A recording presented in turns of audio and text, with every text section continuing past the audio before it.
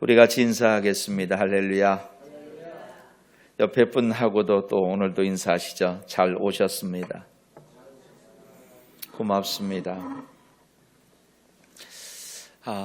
2026년 우리는 새해 새로운 마음으로 설계를 합니다. 그 설계가 짧게는 1월 초, 길게는 1월 한 달 동안이 되기도 하죠. 어찌 보면 1월 한 달 동안은 새해 복 많이 받으세요 라는 인사를 하는 것을 우리가 생각해 본다면 1월은 계획하는 달이라고 생각해도 괜찮을 것 같아요. 그 결심의 내용은 다르지 않죠. 작년보다 올해는 좀 다르게 살아가기를 원하는 삶을 결심할 것입니다. 신앙인으로서 우리의 모습 또한 다르지 않을 겁니다. 작년보다는 올해 더 믿음 생활 잘 하기를, 헌신함과 하나님께 감사함과 순종의 모습이 작년보다는 올해 더 나아지기를 우리는 분명 결심할 겁니다. 그런데 여러분, 우리는 이 결심만 가지고는요 좀 부족함을 느낄 때가 있어요. 무슨 말이냐 하면 현실의 삶은 그렇게 녹록치 않다라는 것입니다. 언제나 예상치 못한 일들이 삶의 자리에서 일어납니다. 그리고 그러한 일들은요, 기쁨보다는 안타까운 일들이 더 많아요. 즐거움보다는 애통하는 일이 더 많을 수 있어요. 즉 고난의 모습일 수 있다는 것입니다. 그러한 예상치 못한 고난이 우리 마음을 흔들어요. 우리 생각을 흔들어요. 우리 행동을 흔들어 버립니다. 어떻게 우리가 올 한 해 흔들리지 않는 믿음으로 신앙인의 삶을 살아갈 수 있을까? 바로 우리가 아침에 보았던 이 민수기에 있는 말씀, 그리고 사도행전에 있는 이 두 말씀을 가지고 한번 그 답을 찾아보려고 합니다. 흔히 이스라엘이 애굽에서 나와 가나안을 향해 가는 그 광야 길의 백성, 그들을 가리켜서 우리는 광야 공동체, 또 다른 말로는 광야 교회라 이렇게 말하기도 해요. 이스라엘이 엄청난 경험을 해요. 출애굽의 기적을 경험합니다. 성경은 그들이 다 홍해를 건넜다고 기록하고 있어요. 하늘의 만나와 메추라기를 경험해요. 불기둥과 구름 기둥의 인도를 경험합니다. 이 어느 것 하나 엄청난 사건이잖아요. 그 기적의 현장에 이스라엘 백성이 있었어요.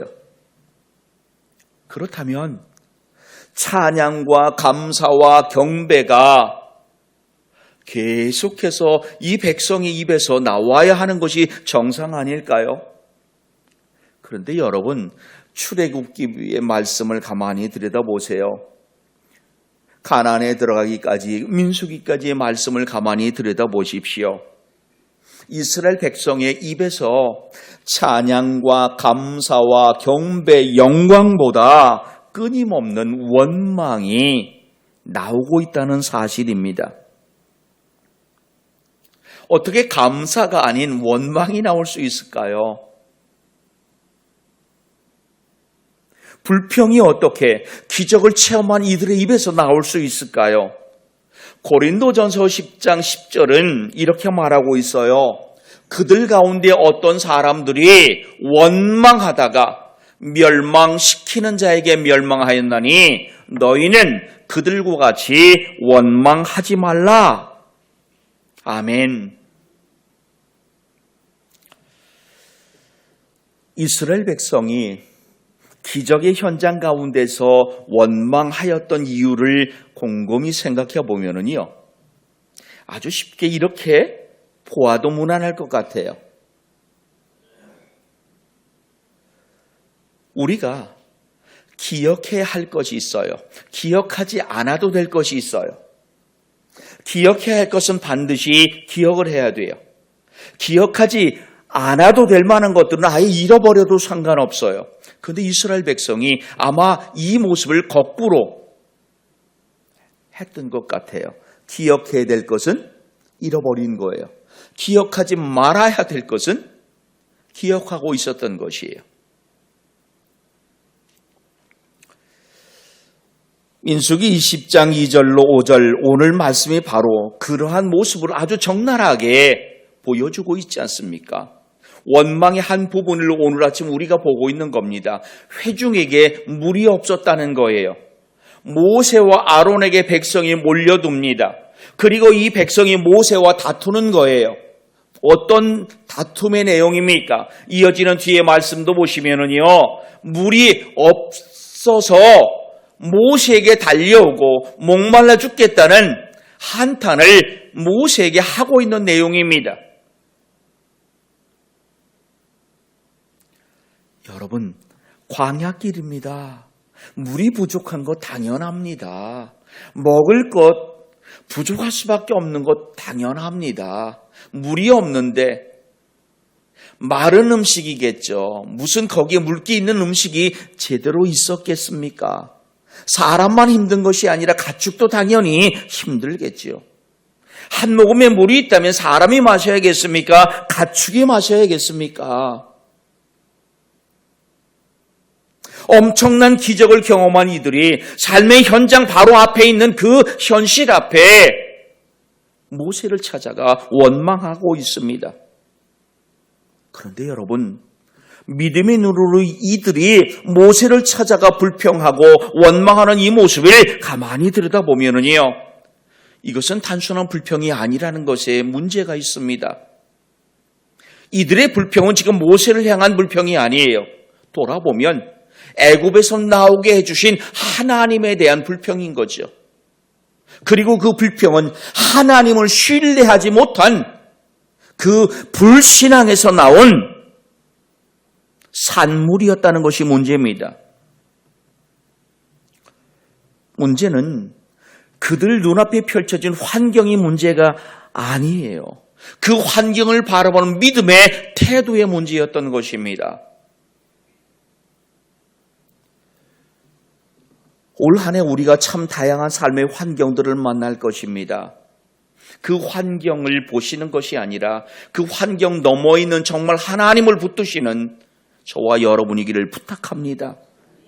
그래서 오늘 이들의 원망은 바로 내 모습을 비추는 거울이기도 합니다.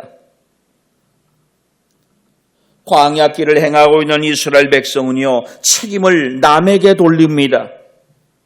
결국 이들의 삶의 마지막의 모습을 성경은 어떻게 말하고 있습니까? 출애굽을 한 60만 명이나 되는 이 엄청난 인원이요, 여호수아와 갈렙을 제외한 어느 누구도 예비하신 그 땅 가나안에 들어가지 못했습니다. 여호수아와 갈렙만 하나님이 예비하신 가나안 땅에 들어갔다는 것입니다. 민수기 14장 30절에서는 하나님은 이렇게 말씀하십니다. 여분네 아들 갈렙과 눈의 아들 여호수아 외에는 내가 맹세하여 너희에게 살게 하리라 한 땅에 결단코 들어가지 못하리라. 아멘. 여호수아와 갈렙만 하나님이 예비하신 그 약속의 땅에 들어가게 하시겠다는 것이에요. 그런데도 불구하고 하나님의 계획이 멈추지 않습니다. 믿음이 없던 세대는 광야에서 그 생을 다 마감하고 사라졌습니다. 그러나 하나님은 순종하는 새로운 세대를 통해 하나님 약속을 이루시고 있어요. 우리 오늘 이 삶의 현장이 광야 같은 현실이라고 우리는 말합니다. 이 삶 속에서 우리는 불평 대신 여호수아와 갈렙처럼 믿음으로 그 현실을 바라보는 시선이기를 부탁드리겠습니다. 사도행전 2장에 나와 있는 또한 초대교회의 모습을 보십시오. 이 초대 공동체는 성령 충만함 속에 출발합니다. 사도행전 2장의 말씀을 가만히 들여다보면 성령이 임하여 제자들의 말씀과 기도로 하나 되어 공동체를 만들어 갑니다. 특별히 사도행전 2장 37절의 말씀을 한번 보겠습니다. 그들이 이 말을 듣고 마음에 찔려 베드로와 다른 사도들에게 물어 이르되 형제들아 우리가 어찌할꼬 하거늘. 아멘. 베드로 사도의 설교를 들은 이스라엘 백성이 자신들의 죄를 고백하고 있는 것이에요. 그리고 그 죄의 책임을 남에게 돌리지 않고 있어요. 실제로 이들은 그 공동체 안에 문제가 일어났을 때에 성령의 인도하심을 놓고 기도하고 있습니다. 사도행전 6장에 보면은 구제 문제로 공동체 안에 갈등이 생겼습니다. 사도들은 책임을 회피하지 않습니다. 말씀과 기도에 전념하며 지혜로운 해결책을 회중에게 제시를 하죠. 6장 2절을 보면 이렇게 말합니다. 같이 한 번만 읽어볼게요. 12사도가 접대를 일삼는 것이 마땅하지 아니하니. 아멘.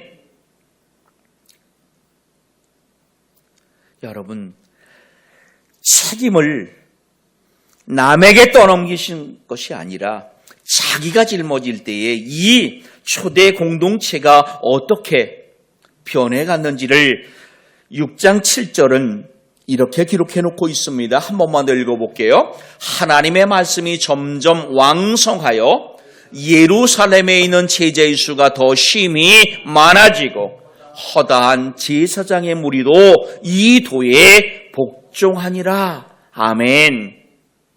초대 공동체의 무리의 모습을 보십시오.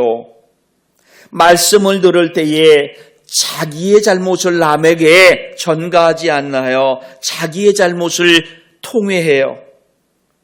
회개해요. 사도행전 6장을 보면 사도들 또한 그 잘못을 회중에게 돌리지 않아요. 자기들의 잘못이라고 말해요. 기도와 말씀을 전하는 것을 자기들은 힘쓰겠다고 말하고 있어요.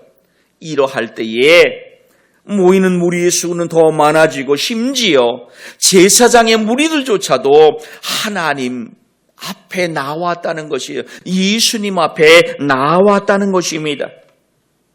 그런데 여러분, 초대교회 그 성령 공동체 안에도 아나니아와 삽비라처럼 외적으로는 헌신하는 척하면서 중심은 거짓된 사람들이 있었다라는 것이에요. 결국 아나니아와 삽비라의 그 결말을 우리가 잘 알고 있어요. 성령을 속인 죄로 인해 그들은 심판을 받아요.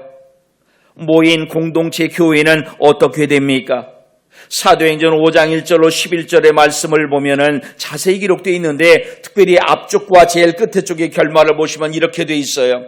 아나니아라 하는 사람이 그의 아내 삽비라와 더불어 소유를 팔아 그 값에서 얼마를 감추매 그 아내도 알더라. 얼마만 가져다가 사도들의 발 앞에 두니. 10절과 11절 같이 한 번만 읽어볼게요.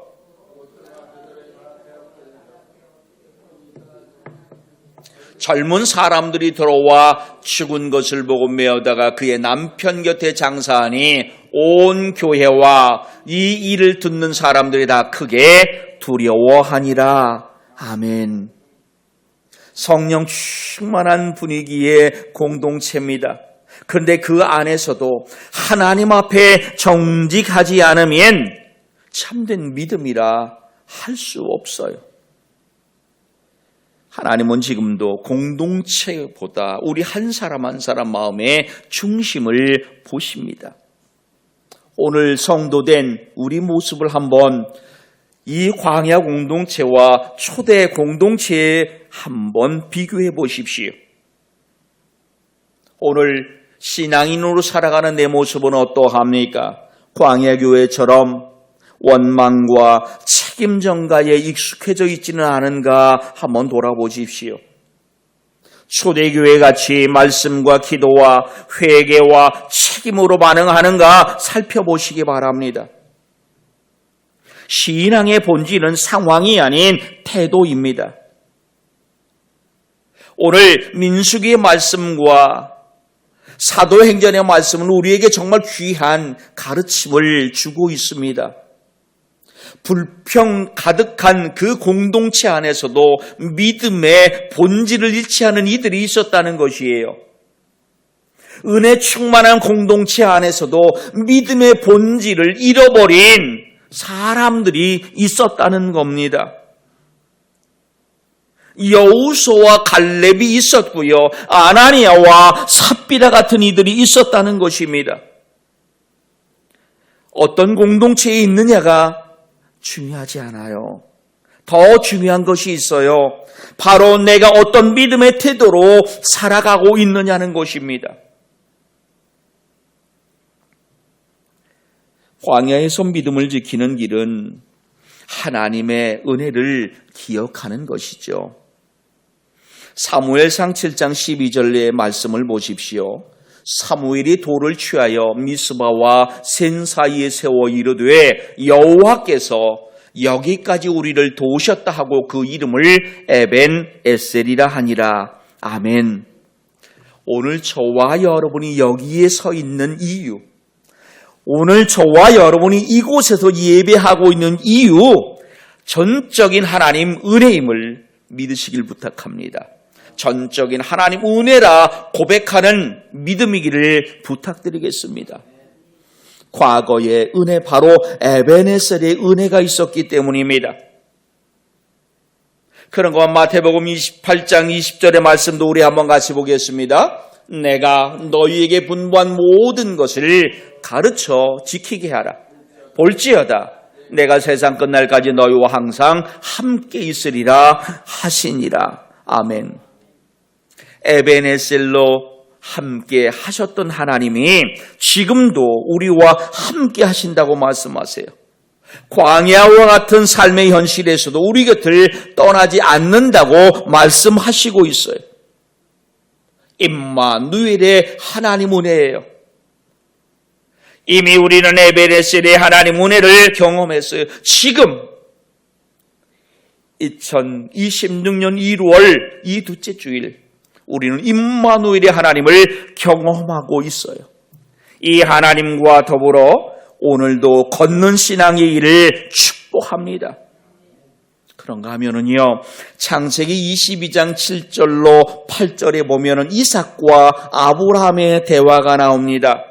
그 대화가 참 재미있습니다. 같이 읽어보겠습니다. 이삭이 그 아버지 아브라함에게 말하여 이르되 내 아버지여 하니 그가 이르되 내 아들아 내가 여기 있노라. 이삭이 이르되 불과 나무 노니거리와 번제할 어린 양은 어디 있나이까? 아브라함이 이르되 내 아들아 번제할 어린 양은 하나님이 자기를 위하여 친히 준비하시리라 하고 두 사람이 함께 나아가서 아멘. 14절의 말씀도 같이 한 번만 읽어볼게요. 아브라함이 그 땅 이름을 여호와 이레라 하였으므로 오늘날까지 사람들이 이르기를 여호와의 산에서 준비되리라 하더라. 아멘. 여호와 이레라고 하는 이 말 뜻을 직역하면은요, 여호와께서 보고 계신다라는 말이에요. 우리는 내일을 모릅니다. 그런데 하나님은 이미 준비하고 계세요. 광야 같은 오늘도 우리는 다양한 은혜로 나타나시는 이 하나님을 믿고 의지하며 걸어가야만 합니다. 에벤 에셀의 하나님, 임마누엘의 하나님, 여호와 이레의 하나님, 에베네셀의 하나님을 찬양하시는 저와 여러분이기를 부탁합니다. 그리할 때 오늘 우리는 임마누엘, 오늘 이 시간 나와 동행하신 그 하나님을 찬양하게 될 줄 믿습니다. 그 찬양으로 우리는 여호와 이레 준비하실 하나님도 또한 만나게 될 줄 믿습니다.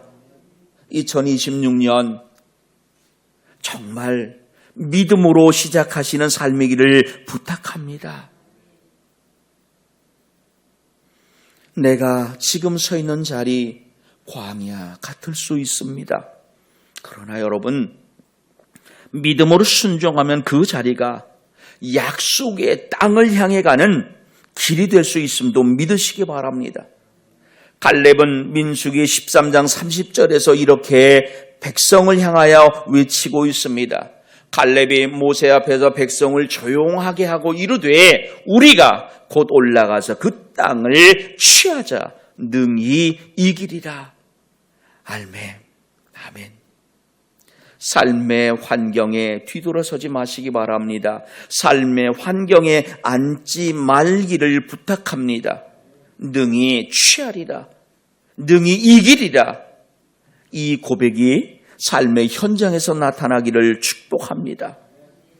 더 이상 광야교회처럼 불신앙과 원망으로 살아갈 수 없습니다. 은혜의 공동체를 할지라도 아나니와 삽비라처럼 속이는 신앙으로 살아갈 수 없습니다. 기도와 말씀, 성령 충만한 삶을 사모하시기를 부탁합니다. 오늘 하나님이 이러한 삶을 우리에게 원하시고 계세요. 지금은 결단할 때입니다. 흔들리는 세상 속에서 하나님을 신뢰하고 하나님 말씀에 순종하는 우리이기를 부탁합니다. 기도보다 앞서 나가지 않고 감사보다 불평하지 않기를 부탁드립니다. 약속의 땅으로 인도하시는 하나님을 바라보시기를 부탁드리겠습니다. 광야를 지나 약속의 땅으로 이 길 위에 서서 걷는 우리이기를 축복합니다. 기도하겠습니다. 하나님, 흔들리는 세상 가운데에서 하나님을 신뢰하게 하시옵소서. 하나님 말씀에 순종하게 하시옵소서. 기도보다 앞서지 않게 하시고 감사보다 불평하지 않게 하옵소서. 인도하실 약속의 땅을 바라보게 하시고 그 길에 서는 믿음이게 하시옵소서. 함께 걷는 믿음이기를 원하며 우리 주 예수님의 이름으로 감사 기도하옵나이다. 아멘.